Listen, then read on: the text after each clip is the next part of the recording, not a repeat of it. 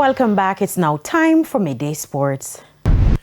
West Indies batter Shai Hope believes that the tail end of the innings could have been more productive as the hosts, New Zealand, were 24 without loss at stumps on day one of the second test in Christchurch. After being sent in to bat, the West Indies posted 205 all out in 72 overs. Hope top scored with 48 while getting some support from Jamaican John Campbell, who had 44.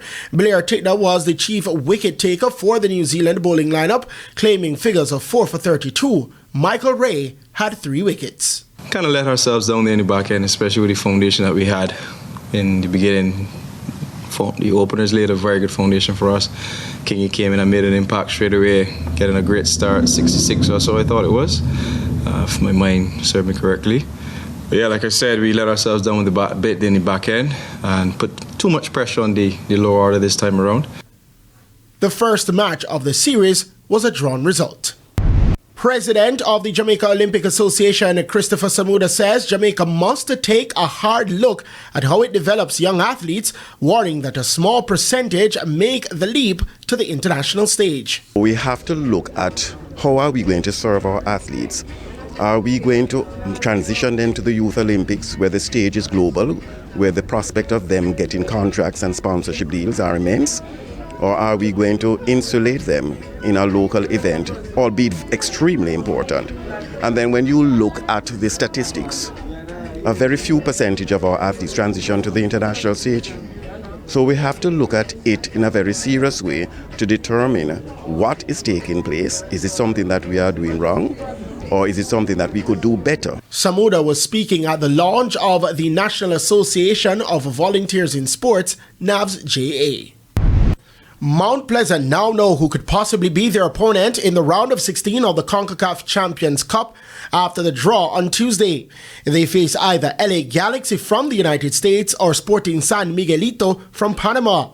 Mount Pleasant earned a bye to the round of 16 phase after capturing the CONCACAF Caribbean Cup, defeating O&M FC 3-2 on aggregate in the final.